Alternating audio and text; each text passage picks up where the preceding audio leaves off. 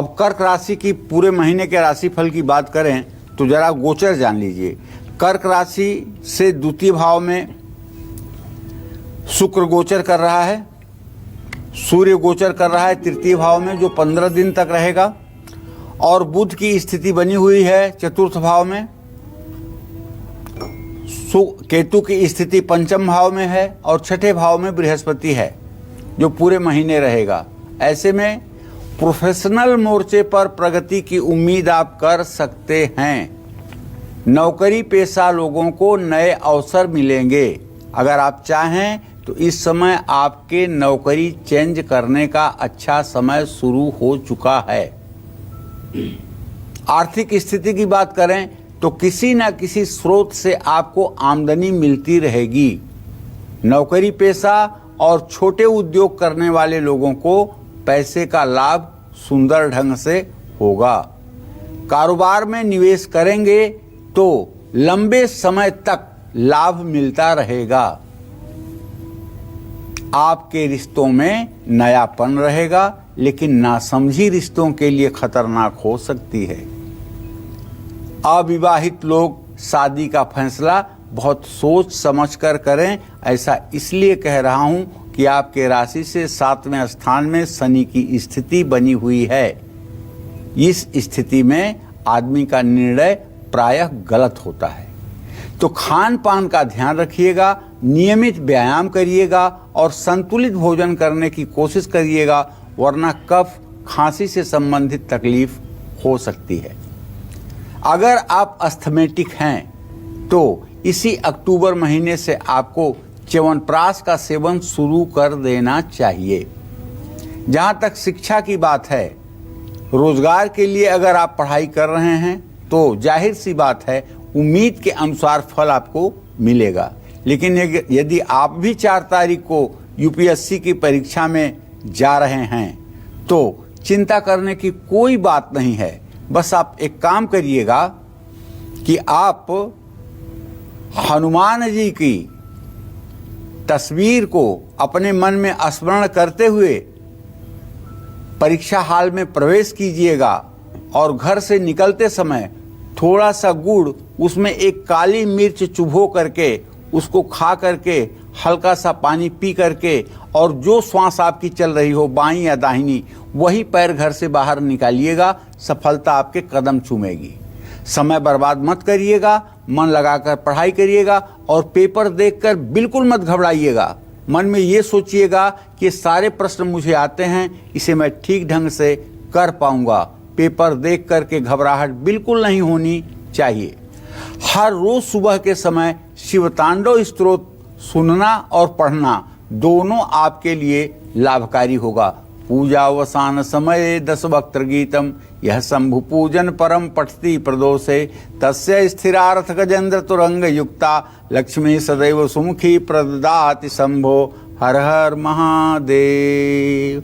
हाथ में सफ़ेद सफ़ेद फूल और बेलपत्र लेकर के जब आप पूरा शिवतांडव स्तोत्र पढ़ करके और शिवलिंग पर ये मंत्र पुष्पांजलि चढ़ाएंगे तो आकाश में बैठे हुए देवता भी आपके भाग्य को देख करके आश्चर्यचकित हो जाएंगे। ये सौभाग्य, ये सुअवसर मनुष्य का तन मिला है तो आप जरूर पाइएगा। जय मां विंध्यवासिनी। और फिलहाल वक्त हो चला एक छोटे से ब्रेक का। ब्रेक के बाद पंडित जी से जानेंगे सिंह से लेकर मीन राशि वालों का अक्टूबर महीने का पूरा राशिफल, साथ ही सावधानियां और खास जानकारी। अब बने रहिए हमारे साथ और देखते रहिए काल चक्र।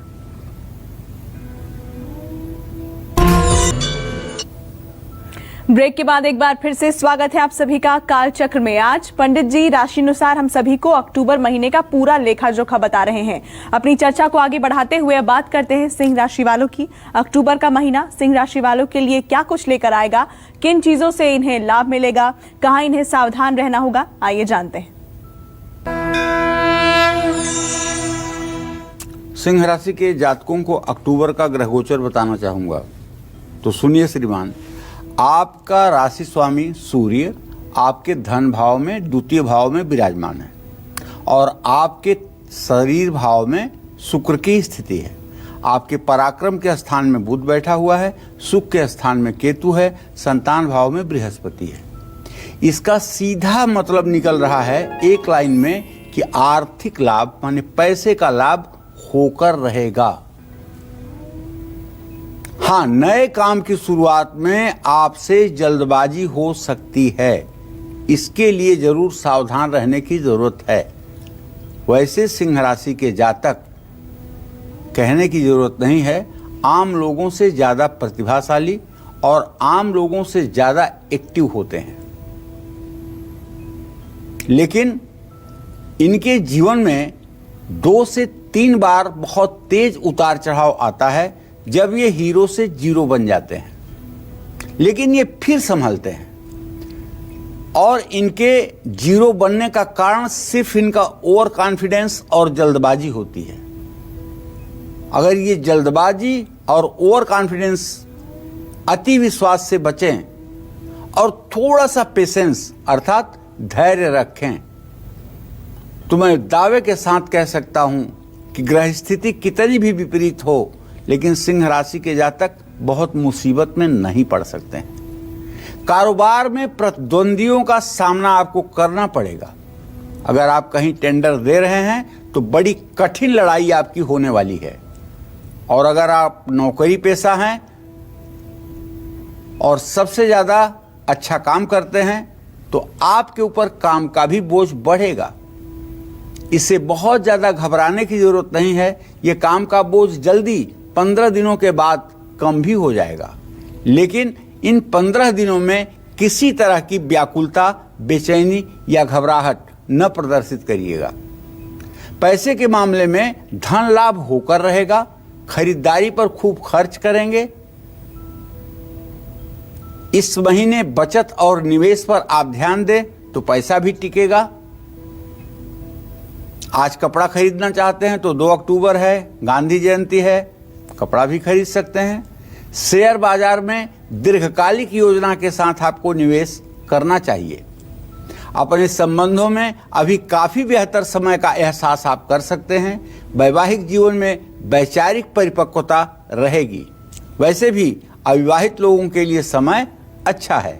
जहां तक सेहत की बात है भाई, तो देख लीजिए आपके 6ठे भाव में शनि बैठा हुआ है।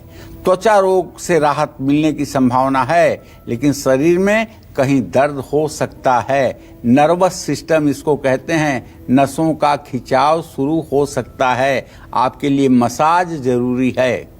कोई पुराना रोग भी आपको परेशान कर सकता है, इसलिए खान पान का ध्यान रखिएगा, वरना शरीर में गर्मी और पित्त बढ़ सकता है।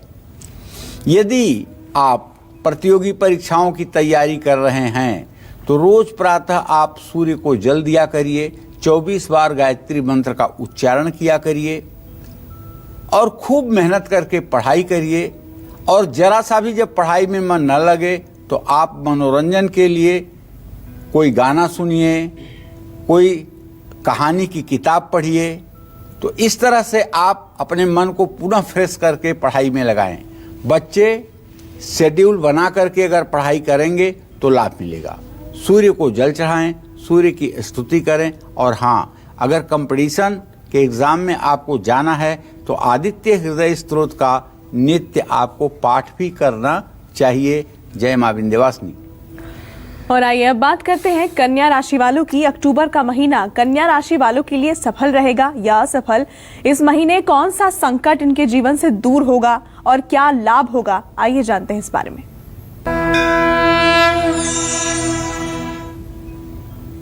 देखिए, अगर आपकी कन्या राशि है तो आपके राशि में 15 अंश 14 कला पर आज सूर्य का गोचर है।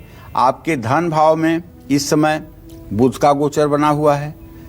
पराक्रम के स्थान में केतु और सुख के स्थान में बृहस्पति, संतान के स्थान में शनि और अगर देखा जाए तो मृत्यु स्थान में मंगल गोचर कर रहा है।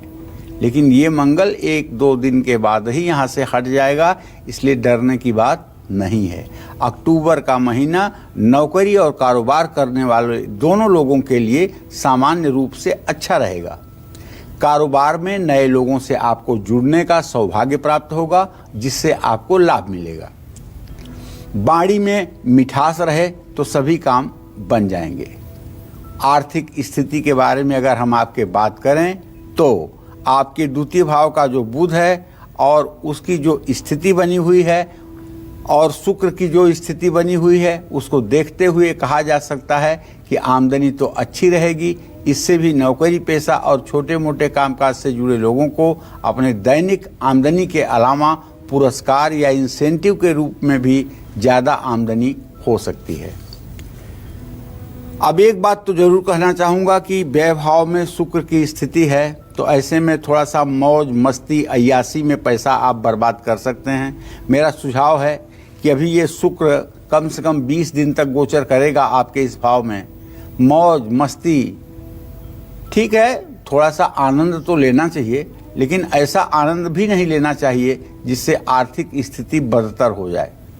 आपदाम धनम रक्षेत, भविष्य में आपदा से हमारी रक्षा हो, इसके लिए धन की रक्षा करना चाहिए। शेयर बाजार से कोई लाभ न मिलने की संभावना है। बेवजह शेयर बाजार में ज़्यादा पैसा खर्च करके आप नुकसान में हो जाएंगे। नए निवेश के लिए दूसरी की बातों में आकर फैसले ना लें। रिश्तों की बात है तो परिवार में कलेश हो सकता है। दाम्पत्य जीवन में अहंकार का टकराव हो सकता है। लव लाइफ भी धीमी रहेगी। स्वास्थ्य में देखिए, अब बता दूं कि छठे भाव में कोई ग्रह भले नहीं है, लेकिन जो स्थिति बन रही है उसके आधार पे एसिडिटी, पैर के तलवे में दर्द, आंखों में जलन हो सकती है, स्किन से रिलेटेड कोई प्रॉब्लम हो सकती है, एलर्जी आपको परेशान कर सकती है। इसलिए खान पान का ध्यान रखेंगे तो चेहरे की चमक के साथ साथ शरीर में उत्साह भी बढ़ेगा। जहाँ तक शिक्षा का प्रश्न है तो पढ़ने में कम मन लगेगा, इसलिए कि विद्या भाव में शनि बैठा हुआ है ना, आलस्य देगा। मेहनत करने से पीछे मत हटिए, मेरा सुझाव है। और सचमुच में अगर पढ़ाई से मन उच्चाटन हो रहा है तो दीनदयाल बिरद संभारी हरहुनाथ मम संकट भारी, इस मंत्र को 108 बार पढ़ करके फिर पढ़ाई शुरू करिए, मन लग जाएगा।